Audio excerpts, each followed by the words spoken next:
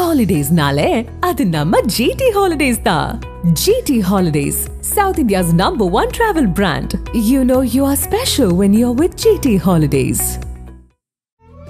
தமிழர்களின் #1 choice Tamil matrimony. Congress மேடையில அத்தனை தலைவர்களும் சொல்றாரு. ஸ்டாலின் வந்து காமராஜர் ஆட்சியை நடத்திட்டு இருக்காரு அப்படி சொன்னாரு. அவர் ஏதோ மென்டல் அர்த்தம். என்ன சார் பேசுறீங்க? உலகத்திலேயே ஒரு உன்னதமான ஆட்சியை ஒரு ஆட்சியின் இலக்கணமாக செய்து காட்டியவர் காமராஜர். அவர் ஆட்சி தான் இப்ப நடக்குன்னு சொன்னா எங்களை கேவலப்படுத்துறீங்களா நீங்க?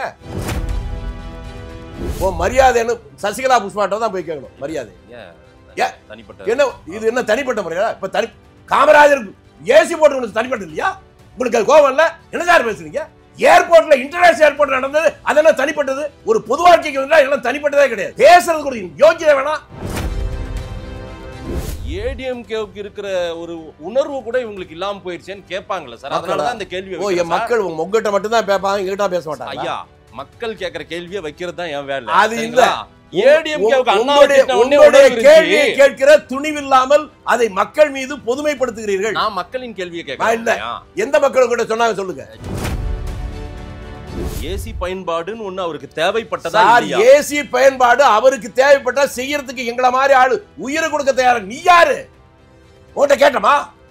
காமராஜருக்காக திருச்சியிலையும் தஞ்சாவூர்லையும் உங்க ஊர் தர்மபுரியிலையும் கிருஷ்ணகிரியிலையும் அங்க இருக்க டிபியில அவருக்காக தான் ஏசி வச்சுக்கணும். தமிழ்நாட்டில் இருக்க 8.5 கோடி மக்கள் என்ன முட்டாள்களா? கலைஞர் சொன்னதாக சொல்றாரு. அதை தாங்க நான் சொல்றேன். அதே கலைஞர் தான் என்கிட்ட சொன்னாரு. அந்த பைய ஃப்ராடுகார பைய, அவன் பொய்யா சொல்லுவான், நம்பாதேன்னு சொன்னார். கலைஞர் அவர்கள் அவருடைய ஆட்சி காலத்தில் காமராஜருக்கு செய்ததுதான் என்ன? நீங்க சொல்லுங்களேன். அதுதான் என்னன்னு சொல்லுங்க. நீங்க சொல்லுங்க. எது ஒரே ஒரு இருக்கிறதா சொல்றாங்களே, ஒரே நாட்டையே அவர்கிட்ட நீங்க தான் பாத்துக்கணும். இந்த நாட்டை, இந்த நாட்டின் ஜனநாயகத்தை காப்பாற்றணும். கேள்வி கேட்டு பதில் எதிர்பார்க்கறீங்களா? பதிலே சொல்லாம பேசணும்னு நினைக்கிறீங்களா? இல்ல, நான் கேள்விதான் கேட்டீங்களா? நிறுத்துங்க. எங்க அடக்கம் பண்றதுன்னு முன்னே அந்த நேரத்துல பாராவுக்கு அந்த பீச்சிலேயே அங்கேயே இவரை அடக்கம் பண்ணா நல்லா இருக்கும் தோணுது. சரி, இவர் அவரை கூப்பிட்டு அவர்கிட்ட சொல்லி அனுப்புறாரு. அவர் போய் பேசிட்டு திரும்பி வந்து அவர் இவர்கிட்ட சொன்னது என்னன்னு தெரியுமா உங்களுக்கு? முதலமைச்சராக இருக்கிற போது ஒருவன் இறந்தால் அவனுக்கு இங்க அடக்கம் பண்றதுன்னு இருக்கும். இவர் முன்னாள் முதலமைச்சர், அதனால முடியாதுன்றார். அவங்க குடும்ப தரப்புல அது அந்த மாதிரி எல்லாம் எந்த கோரிக்கையும் வைக்கலன்ற ஒரு வாதத்தை இன்னைக்கு திமுக தரப்புல எல்லாம் சொல்றாங்க. என்ன சொல்றேன்? இல்ல, நான் சொன்னாதான் பதில் வரும்னு கேக்குறேன். திரும்பி என்னன்னா, காமராஜர் குடும்பம்னா யாரு சொல்லுங்க? காங்கிரஸ் தான். அதான் காங்கிரஸ் தலைவரே கேக்குறாங்க, அப்புறம் குடும்பம் கேட்கு. என்ன சார் பேசுறீங்க? கேனப்பைய ஊர்ல கிறுக்கு பையன் நாட்டாமன்னு ஆயிப்போச்சு. காமராஜருக்கு ஏசி போடணுங்கிறதுக்காக தான் உங்க ஊர் தர்மபுரியோட டிவியில ஏசி போட்டாரா? திருநெல்வேலியில் இருக்க டிவியில ஏசி போட்டாங்களா? குற்றாலத்தில் இருக்க டிவியில ஏசி போட்டாங்களா? இவங்களுக்கு எல்லா ஊர்லயும் ஏசி வேணுங்கிறதுக்காக போட்டுட்டு அதை இப்ப போய் காமராஜருக்காக போட்ட வெக்கம் இல்ல, கூச்சம் இல்ல. அதன் தமிழர்களுக்கு வணக்கம். பல்வேறு துறைகளில் ஆக சிறந்த ஆளுமைகளை சந்தித்து நாம் நேர்காணல் எடுத்து வருகிறோம்.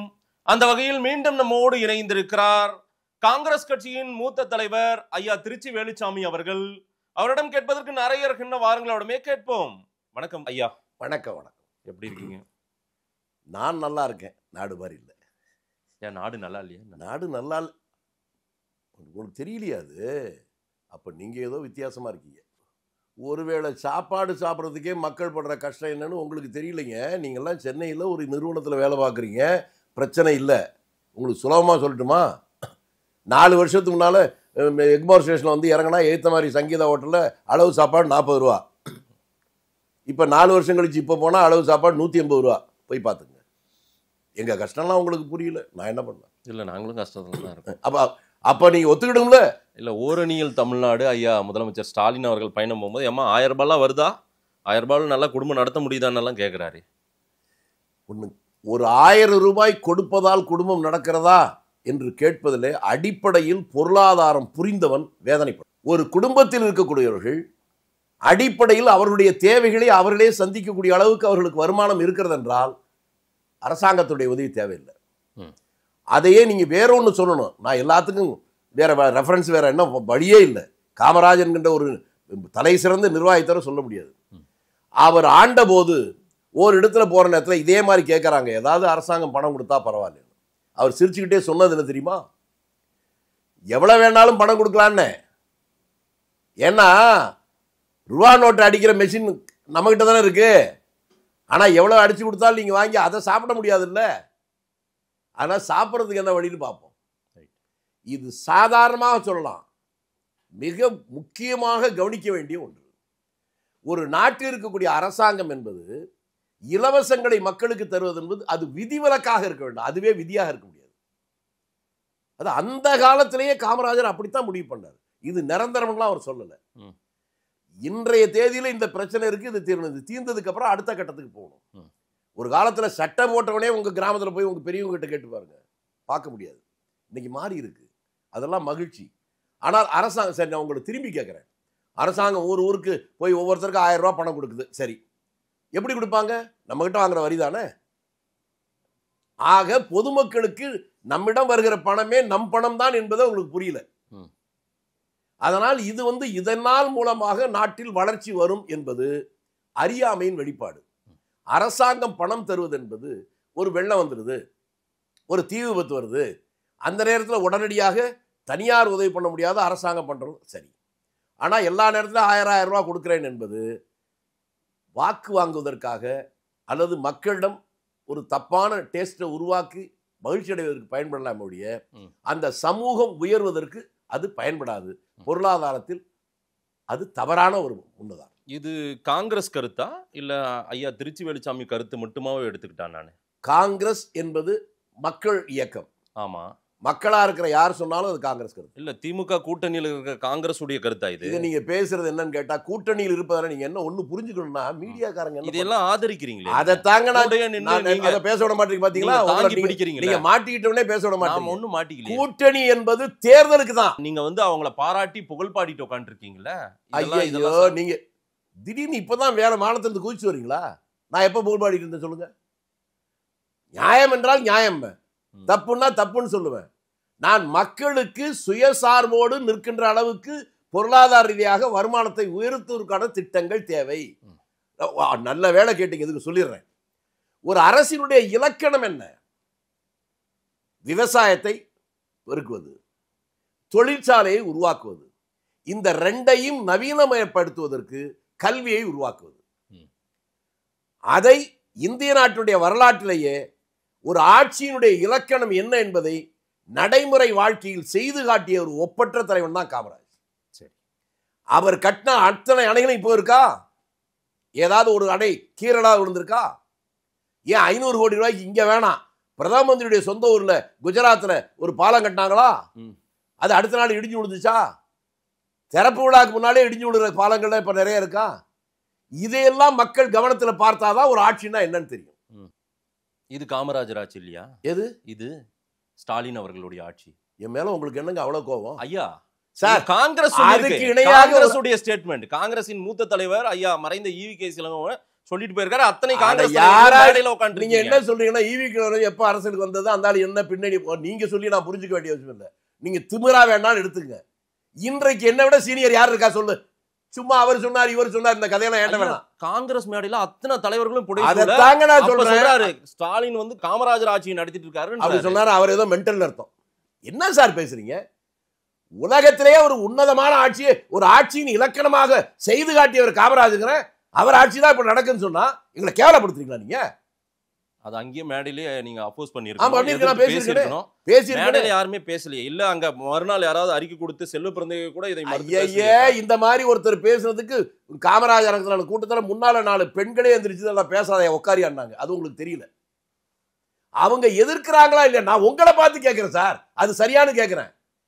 மீடியா, ஒரு நாட்டுல மீடியா விழிப்பா இருந்தாவே மக்கள்கிட்ட ஒரு விழிப்புணர்ச்சி வரும். சரி, நீங்க அவர்களுக்கு விழிப்புணர்ச்சி உருவாக்க நீங்க அதை சொல்லணும். இல்ல, நாங்க விழிப்போடு பல விஷயத்தை எடுத்துட்டு போய் சேர்க்கணும்னு நினைக்கிறோம். அதைத்தான் நீங்க அங்க நின்னுகிட்டு பக்கத்திலேயே உட்கார்ந்து நான் என்ன சொல்றேன், நீங்க உங்க கடமையை சரியாக செய்யுங்கள். சரி, நான் என் கடமையை செய்து கொண்டுதான் இருக்கிறேன்.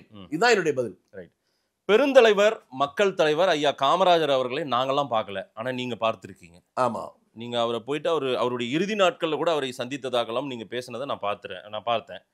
அவர் ஏசி பயன்படுத்தியது ஒரு ஒரு பேசு பொருளாக இருக்கிறது. ஏன் ஒரு முதலமைச்சர் ஏசி பயன்படுத்தக்கூடாதான்றது இன்னைக்கு சூழ்நிலைக்கு நான்லாம் இதை பெருசா பார்க்கல. பயன்படுத்தலாமே, ஒன்றும் தப்பு இல்லை. ஆனா எளிமையா வாழ்ந்த ஒரு தலைவர், பெருந்தலைவர் காமராஜர். நாங்கெல்லாம் அப்படிதான் படிச்சோம், எல்லாருமே அப்படிதான். ஆனா நீங்க பார்த்திருக்கீங்க, இன்னைக்கு அந்த ஏசி அவருடைய பயன்பாடுக்கு அதை அதை செய்து கொடுத்ததே முன்னாள் முதலமைச்சர் ஐயா கலைஞர் அவர்கள் என்கிட்ட சொன்னாரு. அவர் அதுவும் திமுகவை விமர்சித்த காலத்தில், திமுகவை போய் ஊரா கூட்டம் போட்டு திட்டிய காலத்துல ஐயா கலைஞர் அவர்கள் என்னதான் இருந்தாலும் அவர் தான் இன்னைக்கு நம்மளாம் அதிகாரத்துக்கு வர்றதுக்கு ஒரு காரணம், வழிவிட்டு இருக்காரு, அவருக்கு அதையெல்லாம் செஞ்சு கொடுங்கன்னு சொன்னதாக. யார்கிட்ட சொன்னாரா? திருச்சி சிவா உங்க ஊருக்கு இல்ல எந்த, அதாவது நான் என்ன கேட்கிறேன், எங்க ஊர்ல ஆடு ஓடுது, மாடு ஓடுது, காய் ஓடுது, அதெல்லாம் வேற. எங்க ஊருங்கிறது வேற, விஷயம்தான் முக்கியம். யாருகிட்ட காமராஜருக்காக ஏசி வச்சு கொடுக்க சொல்லி சொன்னாரு? பெரிய பெருந்தலைவர் காமராஜருடைய வீட்டுல ஏசி இல்லைன்னு நான் சொல்லல. தமிழ்நாடு முழுக்க இருக்கிற டிபியில காமராஜருக்காக தான் ஏசி போட்டாங்கிறதா நான் உண்மையா கட்டிக்கிறேன். இந்த ரெண்டுக்கு வித்தியாசம் தெரியாம கேள்வி. இல்ல இவருக்கான தேவையை பூர்த்தி செய்யணும்ன்றதுக்காகவே பயணியர் மாளிகை, விருந்தினர் ஏங்க, இது சின்ன குழந்தை கூட சிரிக்காது. காமராஜருக்காக தான் தமிழ்நாட்டில் இருக்க 200-300 இடத்துல ஏசி போட்டாங்கன்னு சொன்னா தினம் ஒவ்வொரு ஊருக்கு அவர் போயிட்டு வந்தாரா? அவர் பயணத்துல இருந்த ஒருத்தர் என்ன, அவருக்கு அந்த சிக்கல் இருக்கு, அலைச்சல் இருக்கு. அதை அதுல இவங்க எல்லாம் தங்குறது இல்ல. ஆகா சூப்பருங்க, பக்கத்து இடக்கு பாயசம் போட்டு கேட்கிறான்ல, அது மாதிரி இருக்கு. உங்க தேவைக்காக வச்சுட்டு அதை காமராஜர் மேல ஏன் போடுறீங்க? எந்த ஊர்ல போய் டிபியில தங்கினார் எதிர்கட்சியா இருக்கும்போது? அவரு எங்கேயாவது அபூர்வமா ஒரு இடத்துல தங்கி இருப்பாரு. எல்லா இடத்துலயும் கட்சிக்காரன் வீட்டுல அல்லது பொதுவான ஒரு விடுதியில தான் தங்கினாரு. முதலமைச்சர் வந்ததுக்கு அப்புறம் ஒவ்வொரு ஊர்லயும் டிவியில இவர் போறாருங்கிறதுக்காக ஏசி வச்சாங்களா? சூப்பருங்க. கலைஞர் கார்ல போகும்போது திருச்சி சிவா அவர்கள் என்கிட்ட கூட சொன்னாரு, அவன் சொல்றதெல்லாம் நம்பாத, உங்க ஊர் ஃப்ராடு அப்படின்னு என்கிட்ட கூட கலைஞர் சொன்னார். இல்ல, இந்த வரலாறை அவர் சொல்வதற்கான காரணம் என்ன கேட்கிறேன், நீங்க இதன் மூலமாக கருணாநிதியே கேவலப்படுத்துறீங்க. அந்த கட்சியில எவ்வளவு மூத்த தலைவர் இருக்காங்க, அவங்ககிட்ட எல்லாம் அவர் சொல்லல, இவர் தான் பெரிய மேதனி விட்ட சொன்னாரா? அதையும் அவர் தெளிவுபடுத்துறாரு. என்ன சின்ன பையன்கிட்ட என்ன இவ்வளவு நேரம் பேசுறாருன்றதெல்லாம் அப்போ எல்லாருமே பேசிக்கிட்டாங்க. ஆனாலும் அவர்கிட்ட சொன்னாதான் அது போய் சேரும்னு நினைச்சாரு. அதைத்தான் நான் கேட்கிறேன். இவர்கிட்ட சொன்னா மட்டும்தான் போய் சேரும், மத்த எல்லா பேரும் முட்டா பையன் தான் என் கூட இருக்கான்னு சொன்னார் அவரு. இல்ல, இன்னைக்கு அந்த கட்சியின் ஒரு முக்கிய ஒரு தலகர்த்தாவா அதை நீங்க நினைச்சுங்க சார், நீங்க நினைச்சுக்குங்க. எப்ப அரசியலுக்கு வந்தாரு, எப்படி அரசியல் வந்தா உங்களுக்கு தெரியுமா? இல்ல, நீங்க திருச்சி சிவா விமர்சனத்தை தனியா நம்ம பேசுவோம். நீங்க அதான் கேக்குறீங்க, நீங்க கேக்குறதா நான் பதில் சொல்ல முடியும். என்ன பேசுறீங்க எனக்கு புரியல. அவர் சொன்னதாவே வச்சுங்க, அது சரியா தப்பா, உண்மையா பொய்யா, அதெல்லாம் பேசணும். இல்ல, ஏசி பயன்பாடுன்னு ஒண்ணு அவருக்கு தேவைப்பட்டதா? ஏசி பயன்பாடு அவருக்கு தேவைப்பட்டா செய்யறதுக்கு எங்களை மாதிரி ஆளு உயிரை கொடுக்க தயாரா. நீ யாரு? உன்கிட்ட கேட்டமா? காமராஜருக்காக திருச்சியிலையும் தஞ்சாவூர்லையும் உங்க ஊர் தர்மபுரியிலையும் கிருஷ்ணகிரியிலையும் அங்க இருக்க டிபியிலன்னா அவருக்காக தான் ஏசி வச்சுக்கன்னா தமிழ்நாட்டில் இருக்க 8.5 கோடி மக்கள் என்ன முட்டாள்களா? என்ன பேச்சு பேசுறீங்க? நான் சாப்பிடுறது கூட காமராஜர் சாப்பிடணும்னு சொன்னார், அதுக்காக சாப்பிடுன்னு சொல்லுவீங்களா? கொஞ்சம் இதான் பொருத்தமா இருக்கா? சரி, ஓகே, அத அப்படி ஒரு இட்டு கட்டி சொல்றாங்கன்னு வச்சுக்கோங்க. அடுத்து என்ன சொல்றாங்க, எமர்ஜென்சில அவர் கைதாகி விடக் கூடாது என்பதை காப்பாற்றியவர் கலைஞர். நீங்க தமிழ்நாட்டை விட்டு ஆந்திரா போனீங்கன்னா கைது பண்ணிடுவாங்க உங்களை. அவர் எப்பங்க ஆந்திராவுக்கு போறேன்னு சொன்னாரு? ஏங்க உளறான் அளவு, என்னை கோவப்படுத்துறீங்க. காமராஜர் எமர்ஜென்சி அனௌன்ஸ் பண்ற அன்னைக்கு திருத்தணியில அவருக்கு டூர். சரி, டூர் முடிச்சுட்டு வரும்போது கடைசியாக காஞ்சிபுரம் தாண்டி அந்த சுங்குவார் சத்திரம் இருக்கு, அந்த இடத்துலதான் கடைசியா ஒரு 10 நிமிஷம் பேசும்போது அவர் சொன்னதை சொல்றேன். அவர் மனவேதனையோட இந்த தலைவர்கள்லாம் கைது பண்ணிட்டான் செய்தி வந்த உடனே கடைசியாக அவர் பேசிய கூட்டத்தில் அவர் சொன்னது, இந்த நாட்டுக்காக தியாகம் செய்த பெரிய தலைவர்கள்லாம் ஜெயிலில் போட்டுட்டு நீ நாட்டை ஆள போறியா சுடுகாட்டை ஆள போறியா, இதான் அவர் பேசினது. அதுக்கப்புறம் வீட்டுக்கு வந்தார். வீட்டுக்கு வந்ததற்கு பின்னால் எந்த நிகழ்ச்சிகளும் கலந்துக்கல. ஜூன் 25 எமர்ஜென்சி டிக்ளேர் பண்ணது, அன்னைக்கு பேசினவர் சரி. அடுத்த நாள்ல இருந்து அக்டோபர் 2ஆம் தேதி வரணும் வீட்டை விட்டு வெளியே போனது என்பது முதல் நாள் சிவாஜி கணேசனுடைய பிறந்தநாள் அன்று அவர் வீட்டுக்கு போனார். போறேன்னு இவர் சொல்லவும் இல்லை. இவர் வர்றது சிவாஜி கணேசனுக்கு தெரியவும் தெரியாது. உடல் நலிவுற்ற பார்த்தோன்னா, ஐயோ ஐயா ஏயா நீங்க வந்தீங்க உடம்பு சரியில்லாம என்று கேட்டபோது இவர் சொன்னது, இல்லப்பா எனக்கு என்னவோ தோணுச்சு, அடுத்த வருஷம் பிறந்த நாளைக்கு நான் இருப்பேனா அப்படின்னு எனக்கு சந்தேகம் வந்துருச்சு, இப்போ வந்துட்டு வரணும்னு நினைச்சேன், அதான் வந்தேன். அதை தாண்டி எங்க வெளியே போனாரு, யார்கிட்ட பார்த்து இவங்கள்ட்ட பேசினாரு? நான்லாம் வாரத்துக்கு ஒரு நாள் வந்து திருச்சி வந்து வேற வேலையே இல்லாம வந்து அவர்கிட்ட 1/2 மணி நேரம் 1 மணி நேரம் 2 மணி நேரம் பேசிட்டு போவேன். அவர் மறைவதற்கு 4 நாட்களுக்கு முன்னால இன்னும் நான் மறக்கவே மாட்டேன். நான் போறேன்னு சொல்ற போது சட்ட வேட்டி கூட இல்லாம என் பக்கத்துல 2 பேர் இருந்தாங்க. ஒருத்தர் பேர் செல்லப்பான்னு பேரு, எங்க சொந்த கிராமத்துடைய காங்கிரஸ் கமிட்டி தலைவர். பக்கத்தூர்ல ஒருத்தர், அவர் என் பெரிய மூத்தவர், திருமலைன்னு பேரு. நான் போறேன், என்னடா விஷயம்னாரு. அவரை பார்க்கணும், எப்பவும் பார்த்துட்டு வந்தோம், உடம்பு சரியில்லாம இருக்கிறாரு, நாங்களும் வரணும். அப்படியே பஸ் ஏறி வந்தோம். வந்து பார்த்து விட்டு எனக்கு புரியல. வெளியில் வருகிற போது அந்த திருமலை என்கிறவர் வயதானவர் அழுதார். என்ன மாமா ஏன் அழுகிறீங்கன்னு கேட்டேன். ஏ மாப்பிள்ள அவரை காலை பாத்தியாடான்னு கேட்டார். ஆமா கால் ஏதோ வீங்கி இருந்துச்சு. அப்போ உனக்கு புரியலையான்னு கேட்டார். அந்த கால் பாதத்திற்கு மேலே இருக்கக்கூடிய பகுதி அப்படி வீங்குச்சுன்னா அதற்கப்புறம் அவருடைய உயிர் என்பது சில நாட்களில் போயிடும். இவரை பார்த்தா மாச கணக்கில் சில நாள் கணக்கு தான். அதை என்னால் சொல்ல முடியல, அதை நினைச்சு அழுகிறேன்டான்னார். இது 4 நாளைக்கு முன்னால் நான் பார்க்கிற போது அந்த சோர்வுலையும் என்கிட்ட பேசினார். பார்த்தவன் பேசினவன் எல்லாம் உயிரோடு இருக்கா. நீ முதல்ல அவரை பார்த்திருக்கியா? யாரு? திருச்சி சிவாவை கேக்குறீங்களா? அந்த சிவசுப்ரமணியம் சார், அவரு கலைஞர் சொன்னதாக சொல்றாரு. அதை தாங்க நான் சொல்றேன். அதே கலைஞர் தான் என்கிட்ட சொன்னாரு. அந்த பைய ஃப்ராடுகார பைய, அவன் பொய்யா சொல்லுவான், நம்பாதேன்னு சொன்னார். இல்ல, இது வந்து வரலாற்றில் பல புத்தகங்களும் எழுதப்பட்டு. ஏங்க நான் என்ன நீங்க சொல்றதுக்கு நானும் தெளிவா சொல்லிட்டேன். புத்தகத்துல எதை வேணாலும் எழுதிட்டோம். அவர் என்கிட்ட சொன்னாருன்னு சொன்ன மாதிரி அவர் என்கிட்ட சொன்னாரு. அவருக்கு சிவசுப்ரமணியத்துக்கு கருணாநிதியை தெரிவதற்கு பல ஆண்டுகளுக்கு முன்னாலே எனக்கு அவர் தெரியும். உங்களுக்கு தெரியுமா? இல்ல, காமராஜர் எங்கிட்ட பேசினாரு, நான் போய் அவரை பார்த்தனெல்லாம் திருச்சி சிவா சொல்லல. நானும் அதை தான் சார் சொல்றேன். கருணாநிதி சொன்னாருன்னு தான் சொன்னேன். என்கிட்ட கருணாநிதி சொன்னாரு, அந்த பையன் ஃப்ராடுகார பையன், பொய்யா பேசுவான், நம்பாதே. முறை அதையே திரும்ப அதை சொல்லிட்டு இருக்கீங்க. திரும்பி கேட்டா திரும்பி தான் சொல்லணும். இல்லங்க, கலைஞர் அவர்கள் அவருடைய ஆட்சி காலத்தில் காமராஜருக்கு செய்ததுதான் என்ன? நீங்க சொல்லுங்களேன். அதான் என்னன்னு சொல்லுங்க. நீங்க சொல்லுங்க. எது ஒரே ஒரு இருக்கிறதா சொல்றாங்களே, ஒரே நாட்டையே அவர்கிட்ட நீங்க தான் பாத்துக்கணும். இந்த நாட்டை, இந்த நாட்டின் ஜனநாயகத்தை காப்பாற்றணும். கேள்வி கேட்டு பதில் எதிர்பார்க்கறீங்களா? பதிலே சொல்லாம பேசணும்னு நினைக்கிறீங்களா? இல்ல, நான் கேள்விதான் கேட்டீங்களா? நிறுத்துங்க. எமர்ஜென்சி டிக்ளேர் பண்ணதுக்கு அப்புறம் அவங்க சந்தித்தது ஒரே ஒரு நபர். எப்போ தெரியுமா? யாரு? கலைஞரும் ஐயா காமராஜர். ஆமா, வேற எப்பவும் சந்திக்கல. அது என்றைக்குன்னு கேட்டா, எமர்ஜென்சி அனௌன்ஸ் பண்ணதுக்கு பின்னால ஏறத்தாழ ஒரு 20-30 நாள் போகிற போது ஒரு நாள் திமுக வரலாறே இல்லாதவன் ஒரு பொதுக்கூட்டம் பீச்சில் போடுறாங்க. அந்த கூட்டத்திற்கு விளம்பரம் ஹிந்து பத்திரிகைகள் முதல் கொண்டு வருது. அதை பார்க்கிற தலைவர் காமராஜ் காலைல பேப்பர் பார்த்துட்டு, என்ன புதுசா இருக்கு, இவங்க இந்த மாதிரி எல்லாம் பொதுக்கூட்டத்துக்கு இப்படி விளம்பரம் எல்லாம் கொடுத்தது இல்லையே அப்படின்னு சொல்றாரு.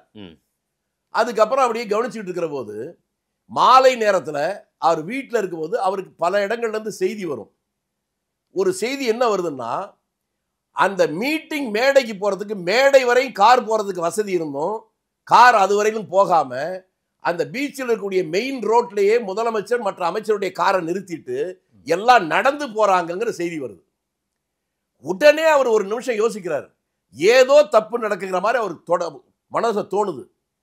அருகில் இருக்க ஒருத்தர் கூப்பிடுறார். நேரா இங்க போ, நான் தான் அனுப்பிச்சேன்னு சொல்லு, மேடையில் விடுவாங்க. முதலமைச்சர்கிட்ட நான் சொன்னேன்னு எந்த ஒரு புதிய அறிவிப்பையும் தர வேண்டாம், கூட்டம் முடிஞ்சிட்டு என்னை வந்து கொஞ்சம் பார்க்க சொல்லுங்க, இதை நான் சொன்னேன்னு சொல்லுங்கன்னு சொல்றார். அதே மாதிரி அவர் சொல்லிட்டு வந்துடுறார். கூட்டம் முடிஞ்சதுக்கு பின்னால திரும்பி அங்கேருந்து வந்தார். இவரை பார்க்கிற போது, என்னையா நீங்க பார்க்கணும்னு சொன்னீங்களாமேன்னு. இல்லை, எனக்கு ஏதோ ஒரு தப்பு மாதிரி எனக்கு பட்டுச்சு, அதனால தான் வர சொன்னேன். எமர்ஜென்சி காலம் அது. ஆமா, எமர்ஜென்சி அனௌன்ஸ் பண்ணி 1 மாசம்னு வச்சுங்களேன். என்னன்னு கேட்கிறாரு. இதுவரையிலும் உங்க கூட்டத்துக்காக இந்த மாதிரி பத்திரிகையில விளம்பரம்லாம் கொடுக்கல, இன்னைக்கு கொடுத்தது மட்டும் இல்லாம அதே எனக்கு வித்தியாசமா பட்டுச்சு. மெயின் ரோடை விட்டு அவ்வளவு தூரம் காரில் விட்டு நடந்தே போனீங்கன்னாங்க. ஏதோ ஒரு முக்கியமான அறிவிப்புன்னு நான் யோசிச்சா அது எனக்கு புரிஞ்சது. இந்த எமர்ஜென்சி நேரத்தில் இவ்வளவு பிரச்சனை இருக்கிற போது ஆட்சியை நீங்க ராஜினாமா பண்ணிடுவீங்களோன்னு எனக்கு ஒரு சந்தேகம் வந்துச்சு. அது கூடாதுங்கிறது தான் அவனை வர சொன்னேன்னு. சரி, உடனே அவர் சொன்னது உண்மைதான் ஐயா, ராஜினாமா பண்ணிடணும் முடிவுக்கு தான் நாங்க எல்லாரும் நடந்தே போய் அறிவிக்கலான்னு போனோம். ஆனா நீங்க ஆள் அனுப்பி சொன்னதுனால எந்த அறிவிப்பும் வேணான்னு சொல்லும் போது நீங்க சொல்றதுனால உங்க பார்த்ததுக்கு அப்புறம் சொல்லணும் வந்தோம். சரி, அப்ப அவர் சொன்ன வார்த்தை, தப்பு பண்ணாத, அவங்களே டிஸ்மிஸ் பண்ணா பண்ணட்டும். நீ இங்க இருக்கிற ஆட்சி இருக்கிற ஒவ்வொரு நாளும் தமிழ்நாட்டில் இருக்கிற மக்களுக்காவது கொஞ்சம் நிம்மதியோடு இருப்பாங்க, அதனால நீ ராஜினாமா பண்ணேன்னு சொன்னார். அதுக்கப்புறம் அவர் ராஜினாமா பண்ணலை. நான் நீண்ட நாட்களுக்கு அதுக்கப்புறமா ஒரு 6-7 மாசம் கழிச்சு தான் இவர் இறந்து போனதுக்கு அப்புறம் தான் டிஸ்மிஸ் ஆகுது. இதற்கு இடையில அவர்கள் எங்கேயும் சந்திக்கவே இல்லை. தலைவர் காமராஜ் வீட்டை விட்டு போகல, முதலமைச்சர் அவர் வீட்டுக்கு போனதா இவங்க சொல்லுங்க, அதுவும் இல்லை. எங்க கையை பிடிச்சிட்டு அழுதாரு? இல்ல அவர் அழைத்து பேசினார்ல, அந்த நேரத்துல நீங்க சொல்ற இந்த ஸ்டேட்மெண்ட்டை தான் அவங்க இப்படி திரித்து சொல்றாங்களோ? நீங்க கரெக்டா இப்பதாங்க புரியுது. திருச்சி சொல்றாங்கன்னு பாருங்க, சரியான வார்த்தை. திருச்சி சிவாவை வச்சு திருச்சியிலிருந்து வந்தவன் திருச்சி பேசக்கூடாதுன்னு நான் நினைக்கிறேன். அது திருச்சி பேசுறாங்க. கரெக்டா கண்டுபிடிச்சு எனக்கு இப்பதான் புரியுது. அவருடைய ஆட்சி கண்டினியூ ஆகட்டும்னு நினைச்சிருக்காருல்ல ஐயா காமராஜர். நான் என்ன சொல்றேன்னு புரியுதா இல்லையா? எனக்கு புரிஞ்சது. தமிழ்ல தானே புரிஞ்சது. இவர் அதெல்லாம் பேசவே இல்லை. நீ இருக்கிற ஒவ்வொரு நாளும் இங்க இருக்கிற பாமர மக்கள் நம்பிக்கையோடு நிம்மதியா இருப்பாங்க, ஆட்சி போயிட்டா ஒரு விதமான அச்சமும் பயத்தோடு இருக்கும், அதனால அந்த தப்பு பண்ணாதேன்னு சொன்னாரே ஒழிய நீ அதற்கு நீங்க தான் நாட்டை காப்பாத்துன்னு சொல்றதுக்கு வித்தியாசம் இல்லையா? என்ன சார் பேசுறீங்க? நீங்க அழகா இருக்கலன்னு சொல்லலாம், ஆனா எம்ஜிஆரோட நீ சிவப்பு, ஜெய்சங்கரோட அழகு அப்படி நான் சொன்னா அதுக்கு என்ன அர்த்தம்? திமுக காமராஜரையும் பாதுகாத்ததுன்ற துணியில அவங்க சொல்றாங்கல்ல இன்னைக்கு வரலாறு. இது ஒரு கிறுக்குத்தனமான கேள்வி சார். அவங்களே அவங்க காப்பாத்திக்க முடியல, அவங்க போய் இவரை காப்பாத்துவாங்க? நான் ஒன்னு சொல்லட்டுமா?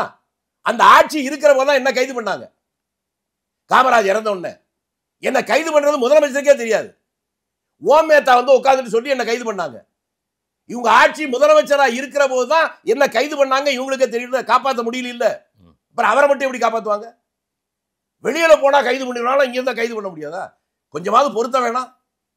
அன்றைக்கு இருந்த பிரதம மந்திரி நினைச்சா தமிழ்நாட்டில் இருக்க கைது பண்ண முடியாதா? அவங்க கேட்காம என்ன கொஞ்சம் ஏதாவது புத்திசாலித்தனமா பேசணும். இல்ல சார், தமிழ்நாட்டுல இருந்தாதான் அவர் பாதுகாப்பா இருக்க முடியும், ஆந்திராவுக்கு போக கூடாது. நான் சொன்ன உங்களை புரிய வைக்கிறதுக்கே நான் இவ்வளவு பாடு. தமிழ்நாட்டுக்குள்ள இருக்கிற போது கைது பண்ணணும்னு இந்திரா காந்தி நினைத்திருந்தால் அதை கருணாநிதி தடுத்திருக்க முடியுமா?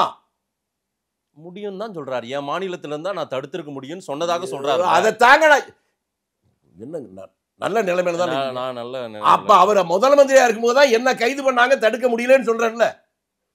என்னையே கைது பண்றதை தடுக்க முடியல, அவரை கைது பண்றதை முடிவு பண்றா இவர் தடுக்க முடியுமா?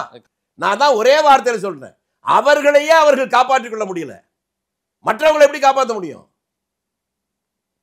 எமர்ஜென்சில நாடே அல்லோல கட்டுப்பட்டிருக்கு. குறைந்தபட்சம் மக்களுக்கு ஒரு நிம்மதியாவது இருக்கட்டும் காமராஜர் சொன்னாருங்கிற இவ்வளவு விவரம் சொல்லிட்டேன். திரும்பியும் அவர் தான் காப்பாற்றினார். இவர் எதுக்கு ஆந்திரா எங்கேயுமே வீட்டை விட்டே போகல, ஆந்திராவுக்கு எதுக்கு போறேன்னாரு?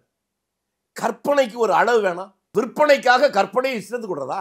எங்க ஊர்ல தான் சாண்டில்யன்னு ஒருத்தர் பிறந்தார். அவர் வர்ணனை எழுதுவார் பாருங்க. எழுந்தான், குதிரையில் வந்தான், குளித்தான் அப்படிங்கிற இந்த ஒருயே 25 பக்கம் வர்ணனை எழுதுவார். எங்க மண்ணுக்கு பிறந்ததுனாலே நம்ம சிவசுப்பிரமணியம் கற்பனையை அள்ளி விட்டுட்டு இருக்காங்க. காமராசருக்கான மரியாதையை நாங்க கொடுத்தோம் அப்படின்றத திமுக சொல்லுது. என்ன மரியாதை? பெரியார் என்ன காமராஜரை பற்றி சொன்னார், அண்ணா என்ன செய்தார் காமராஜருக்கு, அவர் மறைந்த போது சொல்லுங்க. முதலமைச்சர் நேற்றுக்கு பட்டியல் போட்டிருக்காரு சார், சொல்லுங்க. அவர் மறைந்த போது அவர் மகன் போல இருந்து கலைஞர் தான் எல்லாமே எடுத்து பண்ணாரு அப்படின்றாரு. பச்சையா சொன்னா நீங்க ராத்திரி அவ்வளவுதான் நீங்களே அவமானப்படுவீங்க. என்ன நடந்துச்சுன்னு உங்களுக்கு தெரியுமா? காமராஜர் இறந்த உடனே அன்னைக்கு தமிழ்நாடு காங்கிரஸ் கட்சி தலைவர் பா. ராமச்சந்திரன், ராஜாராம் நாயுடு அப்ப எம்எல்சியா இருக்கிறாரு, அவரை கூப்பிடுறாரு. கூப்பிட்டு வந்த உடனே ஏன் அவரிடம் அவர் சொல்றாருன்னா, அப்ப ராஜாராம் நாயுடு கருணாநிதியிடம் மிக நெருக்கமான நட்பில் இருந்தார். எங்க அடக்கம் பண்றதுன்னு முன்னே அந்த நேரத்தில் பாராவுக்கு அந்த பீச்சிலேயே அங்கேயே இவரை அடக்கம் பண்ணா நல்லா இருக்கும்னு தோணுது. சரி, இவர் அவரை கூப்பிட்டு அவர்கிட்ட சொல்லி அனுப்புறாரு. அவர் போய் பேசிட்டு திரும்பி வந்து அவர் இவர்கிட்ட சொன்னது என்னன்னு தெரியுமா உங்களுக்கு? சொல்லுங்க. முதலமைச்சராக இருக்கிற போது ஒருவன் இறந்தால் அவனுக்கு இங்க அடக்கம் பண்றதுன்னு இருக்கும். இவர் முன்னாள் முதலமைச்சர், அதனால முடியாதுன்ட்டார். அவர் வந்து திரும்பி பாராட்ட சொன்னதுக்கு அப்புறம் தான் அப்ப இவர்கள் கூடி கூடி கூடி கூடி பேசி இன்னைக்கு அதை பத்தி ஓரளவுக்காவது கொஞ்சம் சொல்ல முடியும்னா இவர் சொல்லலாம், நெடுமாறன் வேணா சொல்லலாம், அவருக்கு தெரியும். சொல்லுவாரா இல்லையா எனக்கு தெரியாது. எனக்கு எப்படி தெரியும்னா அந்த அப்பவே நான் வந்துட்டேன். பாராவிடம் மிக நெருக்கமாக இருந்தாலும் அந்த பேச்சுவார்த்தை நடக்கிற ஒரு பக்கத்தில் இருந்தேன். என்னுடைய தலையெழுத்து எல்லாத்துக்கும் நான் சாட்சியா இருந்துட்டேன். அப்ப தேனாம்பேட்டையில் இருக்கக்கூடிய காங்கிரஸ் மைதானத்திலே வைக்கலாமான்னு பேசிக்கிட்டு இருக்காங்க. இங்கே கேட்காமலேயே அரசுங்களுக்கு அறிவிப்பு தான் முதல்ல வருது. அதுக்கப்புறம் கூப்பிட்டு சொல்றாங்க காந்தி சமாதிக்கு பக்கத்துல இடம் ஒதுக்குறோம். அறிவிப்பு வந்துருச்சு முன்னாடியே. ஆமா. அப்ப இந்த கோரிக்கை காங்கிரஸ் தரப்புல இருந்து கேட்கப்பட்டதா? மெரினாவுல இடம் வேண்டும். ஆமா. அவங்க குடும்ப தரப்புல அது அந்த மாதிரி எல்லாம் எந்த கோரிக்கையும் வைக்கலன்ற ஒரு வாதத்தை இன்னைக்கு திமுக தரப்புல எல்லாம் சொல்றாங்க. என்ன சொல்றேன் இல்ல, நான் அதை சொன்னாதான் பதில் வரும்னு கேக்குறேன். திரும்பி என்னன்னா காமராஜர் குடும்பம்னா யாரு சொல்லுங்க? காங்கிரஸ் தான். அதான் காங்கிரஸ் தலைவரே கேட்கிறாங்க, அப்புறம் குடும்பம் கேட்கலையா? என்ன சார் பேசுறீங்க? கேன பையன் ஊர்ல கிறுக்கு பையன் நாட்டாமன்னு ஆகி போச்சு. எவன் என்ன சொன்னாலும் அப்படியே ஏத்துக்கிறது. நம்ம சொந்தமா யோசிச்சு பார்க்க வேணாமா? காங்கிரஸ் கட்சியுடைய தலைவர் பாராமச்சந்திரன் கேட்கிறாரு, வேற யாரு கேட்கணும்? நீங்க கேட்டுதான் ஒரு வேளை கொடுத்துருப்பாரு, நீங்க பிறக்கல. என்னத்தை சொல்றதுன்னே எனக்கு புரியல. சோ காமராஜருக்கு மெரினாவில் இடம் கொடுக்க மறுத்தது திமுக, கலைஞர் அப்படின்னு சொல்ல வரீங்களா? ஆமா, அதையே சொல்ல வரல சார். அதுதான் சார் நடப்பு. நீங்க போட்டிருக்கிறது பேண்ட் போட்டிருக்கீங்க, நான் சொல்றேன். இன்னைக்கு உங்க காங்கிரஸ் கட்சியில இருக்கிற மூத்த தலைவர்கள் பலர் திரு பீட்டர் அல்போன்ஸ் போன்றவர்கள் எல்லாம் பேசினதெல்லாம் நான் பார்த்திருக்கேன் கடந்த காலங்களில். அப்படி எல்லாம் ஒன்றும் கிடையாதுங்க அதெல்லாம் அப்படின்னு மறுத்து பேசினதை நானே கேட்டிருக்கேன். நீங்க எதை வேணாலும் கேளுங்க, என்ன வேணாலும் பண்ணுங்க. இவங்க நான் சில பேர் காமராஜரை கண்ணில் கூட பார்க்காதவன்லாம் அவரை பத்தி பேசிக்கிட்டு இருக்கான். அது இப்ப தேவையில்லை. காங்கிரஸ் தலைவர் கேட்டார், அவங்க கொடுக்க மறுத்தாங்க, அது போதும் உங்களுக்கு. அப்படி இருக்கிற போது இவங்க தான் பாதுகாத்தாங்க. இதெல்லாம் வந்து தப்பான ஒரு வரலாற்று பதிவை நீங்க தப்பா பதிவு பண்றீங்க. ஒரு ஆளுங்கட்சி அன்றைக்கு எதிர்கட்சி தலைவர் அன்றைக்கு அவரோட ஒரு ஆரோக்கிய அரசியலை தான் கையாண்டதா திமுக காமராஜரோடு? சார் அதை சொன்னா நீங்க ரொம்ப வருத்தப்படுவீங்க சார். அது இல்லை இல்லை இல்லவே இல்லைங்கிறதுக்கு சின்ன விஷயத்த சொன்னா கோவப்படுவீங்க. திருச்சி சிவா சொன்னதையே நான் பேட்டி தொடங்கும் போதே சொன்னேன். அவருக்கு வந்து ஒரு எதிர்கட்சி தலைவர் எங்களை தான் திட்ட போறாரு, அப்படி இருக்கிறவருக்கே ஏசி போட்டு கொடுத்த ஒரு கலைஞர் அப்படின்னாரு. அதான் ஏசி. சொன்னாதான் உங்களுக்கு புரியும் சார். எனக்கு புரியுது சார், உங்களை புரிய வைக்க முடியலங்கிற. எனக்கு புரிய வைக்காதீங்க. கருணாநிதி காமராஜருக்கு ஏசி போடணுங்கிறதுக்காக தான் உங்க ஊர் தர்மபுரி டிவியில ஏசி போட்டாரா? திருநெல்வேலியில் இருக்க டிவியில ஏசி போட்டாங்களா? குற்றாலத்தில் இருக்க டிவியில ஏசி போட்டாங்களா? இவங்களுக்கு எல்லா ஊர்லயும் ஏசி வேணுங்கிறதுக்காக போட்டுட்டு அதை இப்ப போய் காமராஜருக்காக போட்ட வெக்கம் இல்ல, கூச்சம் இல்ல. எதுக்கு இந்த பொய்? பச்சையா சொல்லட்டுமா? 71க்கு பின்னால அவருக்கு வந்து சர்க்கரை நோய் இருந்துச்சு. அடிக்கடி சிறுநீர் கடிக்க வேண்டிய நிலைமை இருக்கும். அப்படி போகிற போது டிவி இருந்துச்சுன்னா அப்படி சிறுநீர் குடிக்கிறத ஒரு அடிக்க வச்சிருந்தார். பெரும்பாலும் அவர் டிவியில தங்குறது இல்லை. இப்ப திருச்சியெல்லாம் வந்தாருன்னா எப்பவும் ஆஷ்மின்னு ஒரு ஹோட்டல் இருக்கும், அதுல மட்டும்தான் அந்த குறிப்பிட்ட ரூம் 5ஆம் நம்பர் ரூம்ல தான் தங்குவார். டிராவல்ஸ் பங்களா தங்கினதே கிடையாது. பல ஊர்ல அப்படித்தான். அந்த முறை திருச்சியிலிருந்து கரூர் போகிற போது இடையில இருப்பது பெட்டாய்த்தலை, குளித்தலை, மாயனூர், கரூர் 4 இடத்துல டிபி இருக்கு. இவர் போகிற போது 4 இடத்துல டிபியும் கேட்ட மூடி இருக்காங்க. சொல்றதுக்கே வெக்கமா கூச்சமா தான் இருக்கு. இப்படி ஒரு நாகரிக குறைவான சம்பவங்கள் எல்லாம் சொல்ல வேணாம்னு நினைச்சா இவங்களே சொல்ல வைக்கிறாங்க. கௌரவமாக இப்படி எல்லாம் வேண்டாம், இவர் தப்பா சொல்லிட்டாரு, அதுக்காக வருத்தம்னு சொல்லிட்டா இதோட நிறுத்திடலாம். இல்லை என்றால் அவர்களுக்கு சொன்னதுதான் உண்மைன்னு சொல்லட்டும், அது கூட எனக்கு புரியுது. தப்புன்னா வருத்தம் தெரிவிக்கட்டும். ரெண்டையும் செய்யாம நீங்க பேசாதீங்க அப்படின்னா நான் ஒன்றும் உங்களுக்கு அடிமை இல்லை. நீங்க தப்பா சொல்லிக்க நாங்க அமைதியா இருப்போமா? இல்ல, இதை பெரிதாக்க வேண்டாம், நாங்க காமராஜருக்கு செய்ததெல்லாம் பாருங்க, இதெல்லாம் செஞ்சிருக்கோம், அதை தாங்க நான் திரும்பி சொல்றேன். பெரிதாக்குனது உன் பக்கத்துல உட்கார்ந்து இருக்க, நீ அடக்கினாதானே சரியா போவான். இது யார் பேசுனது வந்தது? நான் பேசிய பிரச்சனை வந்துச்சா? சிவசுப்பிரமணியம் பேசி தப்பா பேசு நாங்க சொல்றோம். அப்ப அடக்க வேண்டியது அங்க. எரியறதை இழுத்தாதாங்க கொதிக்கிறத அடங்கும். சரி சார், அடங்கு. எரியறதை இழுக்காமலே எப்படி கொதிக்கிறத அடங்கும்? இல்ல, அண்ணாவை விமர்சித்த உடனே பிஜேபி கூட்டணியில இருந்து ஏடிஎம்கே வெளியே வந்துச்சு இல்ல. எங்களுக்கு நீங்க ஆலோசனை. நான் சொல்லல சார், நான் சொல்ல இத வந்து அதிமுகவினர் பலர் பேசுறாங்க. நான் என்ன சொல்றேன், விமர்சிக்க நாங்கள் என்ன செய்யணும்னு எங்களுக்கு புத்தி இருக்கு. இந்த நாட்டு சுதந்திரத்துக்கு அடிபட்டு உதப்பட்டு சுதந்திரம் வாங்குறதுக்கு தியாகம் பண்ணவனுக்கு சுதந்திரமே வேணாம் தீர்மானம் போட்டவெல்லாம் ஆலோசனை சொல்லுவீங்களா? எங்களுக்கு தெரியும் எங்க கட்சியை பத்தி கூட இருங்க சார். நான் என்ன இது சரியா தப்பான்னு கேட்டா நீங்க எங்களுக்கு யோசனை சொல்றீங்க.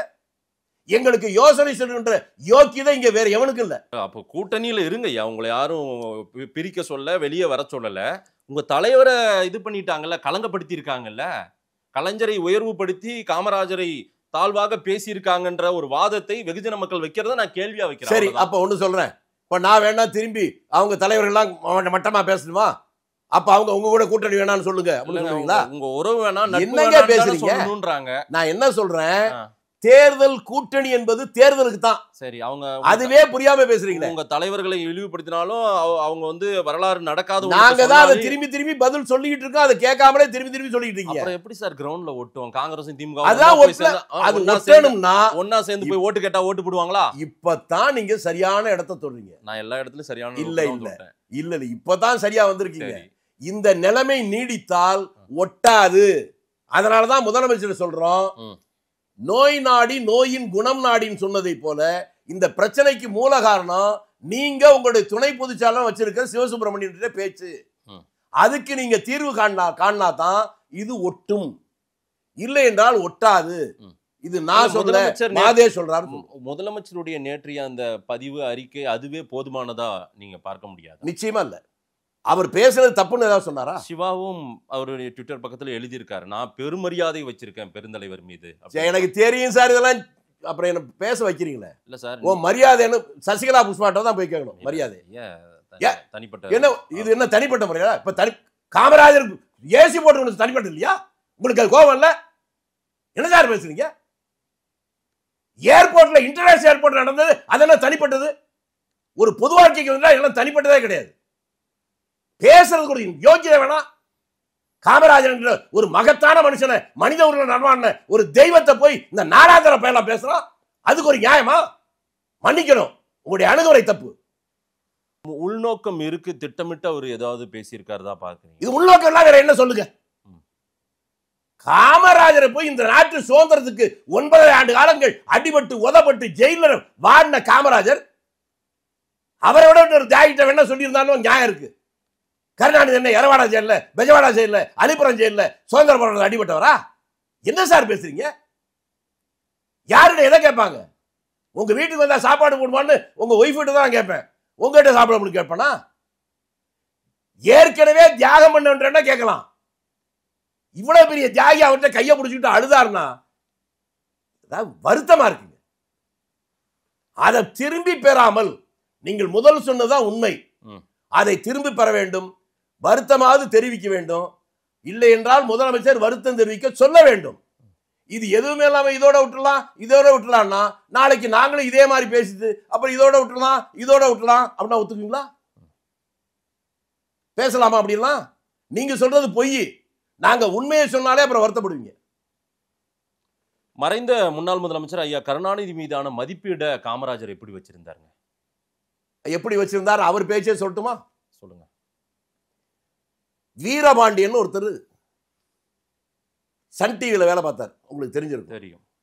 அவருடைய தந்தை திருத்துறைப்பூண்டு திருநாவுக்கரசன் பேரு. சுதந்திர போராட்ட காலத்தில் தலைவர் காமராஜரோடு சிறையில் இருந்தவர். சன் டிவியில் ரொம்ப நாள் வேலை பார்த்ததுக்கு அப்புறம் அவருக்கு ஏதோ ஒரு உணர்வுல காமராஜரை பற்றி ஏதாவது புத்தகம் வெளியிடணும்னு நினைக்கிறார். இன்னும் அவர் இருக்கிறார், அந்த வீடியோலாம் இருக்கு, பார்த்துக்கலாம். நான் சொல்றதுல ஒரு வார்த்தை மாறி இருந்தாலும் கேட்கலாம். அவர் என்ன பண்றாரு, அவருக்கு தெரியாதுங்கிறதுனால காமராஜரோடு பழகிய பல பேரை சந்திச்சு அவர்கள் சொன்னதையெல்லாம் வாங்கி அதை ஒரு புத்தகமாக போட்டு அதற்கு தலைப்பு ஆகட்டும் பார்க்கலாம் அப்படின்னு தலைப்பு வச்சு வெளியிடுறாரு. வெளியிடுகிற போது அதை வெளியிடுவதற்கு கருணாநிதியிடம் தேதி கேட்டு வெளியிடுறாரு. அப்ப தமிழ்நாட்டில் ஜெயலலிதாவுடைய ஆட்சி வந்துருது.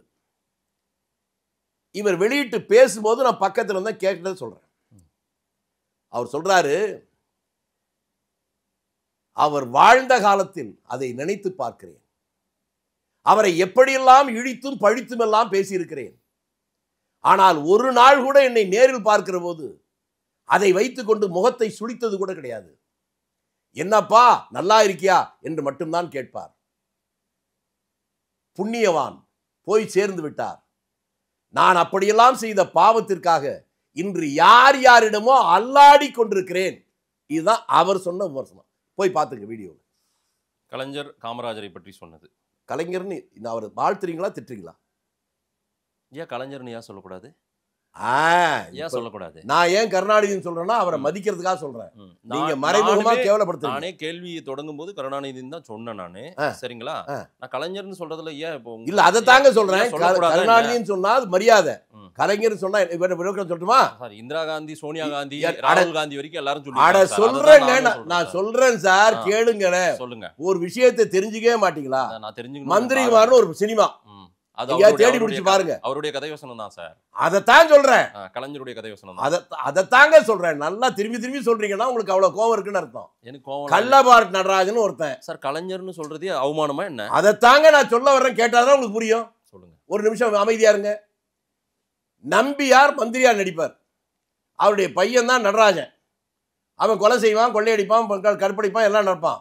ஒரு நாள் மகனே கொலை செய்யாத, கொள்ளையடிக்காத, பெண்களை கற்பழித்து பாவம் பாரு. உடனே தந்தையே கொக்கு மீனை கொத்தாமல் இருந்தால், பாம்பு தேரை விழுங்காமல் இருந்தால், வேங்கை மானை விரட்டாமல் இருந்தால் நானும் கொலை செய்யாமல், கொள்ளையடிக்காமல், பெண்களை கற்பழிக்காமல் இருப்பேன் அப்பா. அடுத்துதான் ரொம்ப முக்கியம். கொலை செய்வதும் கொள்ளையடிப்பதும் பெண்களை கற்பழிப்பதும் ஒரு கலையப்பா, நான் கலைஞன். இது எழுதுனதே அவர் தானுங்க. அவரை நீங்க சொன்னீங்கன்னா அப்புறம் இப்ப நீங்களே சொல்லுங்க. கலைஞர்னா அதுக்கு விளக்கத்தை அவர் சொல்லியிருக்கிறார். இதுக்கு மேல நான் சொல்றேன். காங்கிரஸ் தலைவர்கள் இனிமேல் அப்படி யாரும் சொல்ல மாட்டாங்கல்ல. சொன்னாங்கன்னா அவருக்கு அவங்க மேல கோபத்தை காட்டுறாங்கன்னு நான் நினைக்கிறேன். ஓ, இப்போ திமுக அலைன்ஸ்ல தான் காங்கிரஸ் தொடர்ச்சியா இருக்க போது, 26லும் இருக்க போறதா தான் சொல்றீங்க சார். நான் வந்துடுறேன் சார். அடுத்து நீங்க வரவே வேணாம், அங்கேயே உட்காருங்க. இங்க எதுக்கு வர்றீங்க? கூட்டணினா என்னன்னு அடிப்படை தெரியாம பேசுறீங்களே சார். இந்த தேர்தலுக்கு 6 மாசத்துக்கு மேல இருக்கு. தேர்தல் அறிவிச்சு நாமினேஷன் போட்டு வித்ட்ராயல் பண்ண நேரத்துல கடைசி நேரத்தில் கூட்டணி தான் பார்த்தோம் சார். மக்கள் என்ன கேட்பாங்க? ஏடிஎம்கேவுக்கு இருக்கிற ஒரு உணர்வு கூட இவங்களுக்கு இல்லாம போயிருச்சேன்னு கேட்பாங்கல்ல சார். அதனாலதான் இந்த கேள்வி. ஓ, என் மக்கள் உங்ககிட்ட மட்டும் தான் பேசுவாங்க, எங்கிட்ட பேச மாட்டாங்க. ஐயா, மக்கள் கேட்கிற கேள்வியை வைக்கிறது தான் என் வேலை. அது இல்ல. கேள்வியை கேட்கிற துணிவில்லாமல் அதை மக்கள் மீது பொதுமைப்படுத்துகிறீர்கள். நான் மக்களின் கேள்வியை கேட்கிறேன். எந்த மக்கள் கூட சொன்னாங்க சொல்லுங்க. எத்தனையோ மக்கள் பேசி சொல்லுங்க சார். அவங்களுக்கு நான் பதில் சொல்றேன். அண்ணாவை பத்தி பேசினதும் பிஜேபி கூட்டணி விட்டு வெளியே வந்தது, அந்த உணர்வு அவங்களுக்கு இருந்துச்சு. ஏடிஎம்கேவுக்கு காங்கிரஸுக்கு காமராஜரை பத்தி பேசும்போது உணர்வு இல்லையான்னு கேட்ட கூடாதுல்ல, கேட்கறாங்கல்ல. அதுதான் கேள்வியா வைக்கிறேன். இதுக்கு மேல நான் முழுசும் சொல்ல மாட்டேன். நீங்க கண்டுபிடிச்சு வேணா சொல்லுங்க. சொல்லுங்க. தஞ்சாவூர்ல ஒரு இடைத்தேர்தல், பாராளுமன்ற இடைத்தேர்தல். அந்த இடைத்தேர்தல்ல கடைசியா கூட்டம் திலகர் கட்டத்தில் ஜார்ஜ் பெர்னாண்டஸ் வந்து பேசுறார். அன்றைய திமுக தலைவர் கருணாநிதியும் பேசுறார். நானும் அந்த மேடையில் இருந்தேன். அன்பில் தர்மலிங்கம் திமுக வேட்பாளர், சிங்காரவடிவேலு காங்கிரஸ் கட்சியுடைய வேட்பாளர். அவரை எதிர்த்து தான் அந்த கூட்டம் நடக்குது. அதுல பெர்னாண்டஸ் எமோஷனலா பேசி அவருக்கு ஏற்பட்ட கஷ்டம், அவருடைய தம்பியை அடிச்சாங்க, உதைச்சாங்க, என்னுடைய தோழி என்பதற்காகவே ஒரு நடிகை ஸ்னேகலா ரெட்டியாவை கொடுமைப்படுத்துறாங்க அப்படின்லாம் உணர்ச்சிகரமா பேசிட்டார். கடைசியில் இவர் நான் பாதி தான் சொல்லி நிறுத்துவேன், மிச்சத்தை முடிஞ்சா சொல்லுங்க, கண்டுபிடிச்சுங்க. அடுத்து இவர் பேச வர்றார். ஆரம்பிக்கும் போதே எங்கோ பிறந்து எங்கோ வளர்ந்து எங்கோ வாழ்ந்து கொண்டிருக்கிற பெர்னாண்டஸ் சண்டாளி இந்திராவின் ஆட்சியில் அவருக்கும் அவருடைய தம்பிக்கும் அவருடைய தோழி ஸ்னேகலா ரெட்டிக்கும் தந்த துன்பத்தை துயரத்தை உங்களிடத்தை எடுத்து சொன்னார். இந்த மண்ணிலே பிறந்து இந்த மண்ணிலே வளர்ந்து இந்த மண்ணிலேயே தவழ்ந்து இந்த மண்ணிலேயே மடிய போகிற நான் உன்னிடத்திலே சொல்லாமல் நான் யாரிடத்திலே சொல்லி அழ அப்படின்னு சொல்லிட்டு அதுக்கப்புறம் சொன்னதெல்லாம் இருக்கு. தைரியம் இருந்தா சிவசுப்பிரமணியம் என்ன பேசுறாருன்னு சொல்லட்டும், இல்ல நீங்களாவது கண்டுபிடிச்சு அடுத்ததுல சொல்லுங்க. அந்த உச்சகட்டமெல்லாம் பேசிட்டு அதுக்கப்புறம் அதே இந்திரா காந்தியை நேருவின் மகளே நிலையான ஆட்சியை தருக சொன்னாங்களா? அரசியல்ல எதுவும் நடக்கும்ன்றது யதார்த்தம் தானே. அப்புறம் 6 மாசத்துக்கு அப்புறம் இருக்கும்போது நீங்கள் இப்படி இருக்க வேண்டும் அப்படி இருக்க வேண்டும், சரி இருக்கிறோம், அதுதான் கூட்டணி ஆட்சியில் எங்களுக்கு 4 மந்திரி வேணும்னு கேட்கிறோம். இதுல என்ன தப்பு? போதுமானதில்ல, வருத்தமோ மன்னிப்போ கேட்டே ஆகணும் அப்படின்றது உங்களுடைய பார்வை. பார்வை இல்லை சார், முடிவு. இது காங்கிரஸ் கட்சிக்காரனா இல்ல. தீர்மானம் போடுவீங்களா காங்கிரஸ்? நான் என்ன சொல்லி முடிக்கிறதுக்குள்ள நீங்க போறீங்க. நேரா நன்றியுள்ள தமிழ்நாட்டில் இருக்கக்கூடிய தமிழருடைய காவல் தெய்வமாக இருக்கக்கூடிய காமராஜரை பற்றி இப்படி இழிவாக எவன் பேசினாலும் நன்றியுள்ள தமிழன் யாராக இருந்தாலும் அதைத்தான் எதிர்பார்ப்பான். எனக்கு நன்றி இருக்கு, உங்களுக்கு இருக்கா? இருக்குல்ல? அப்ப நீங்களுக்கு அத காங்கிரஸ் அதை செய்யுமா? தீர்மானம் போடுவோம் சார். காங்கிரஸ்ல கூட சில சொல்லுங்க எவனா இருக்கலாம்ல, காட்டி கொடுக்குறவன் அவனெல்லாம் சொல்ல முடியுமா? நான் தான் ஒரே வார்த்தையில சொல்லிட்டேன். காங்கிரஸா, கம்யூனிஸ்டா, திமுகவா, அதிமுக இல்ல, நன்றியுள்ள தமிழன் எவனாக இருந்தாலும் இதைத்தான் சொல்லுவோம். நிறைய விஷயங்கள் நீங்க சொல்லியிருக்கீங்க. மக்கள் என்ன சொல்றாங்க பார்க்கலாம். நேரில் வந்து நேரம் கொடுத்து பேசியமைக்கு நன்றி.